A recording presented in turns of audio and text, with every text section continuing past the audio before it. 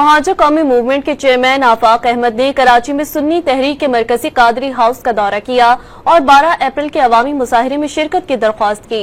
Chairman महाजर कौमी movement आफाक अहमद के Qadri house पहुंचने पर सुन्नी तहरीक के चेयरमैन सरवत एजाज कादरी और मरकजी कायदीन ने इस्तकबाल किया और उनकी दावत कबूल करते हुए अवामी मुजाहिरे में भरपूर ताउन का यकीन दिलाया। इस मौके पर आफाक अहमद ने कहा कि वो शहर के लिए आवाज उठाते रहेंगे, चाहे इसके लिए उन्हें दोबारा जेल जाना पड़े। आफाक अहमद ने फलस्तीन में इजरायली सफाकियत की भी शदीद मजम्मत की। उन्होंने ताजर बरादरी की गजा के मुसलमानों के लिए हड़ताल को जुर्रतमंदाना इकदाम करार दिया और कहा कि अब कराची हर जुल्म पर एहतजाज करेगा।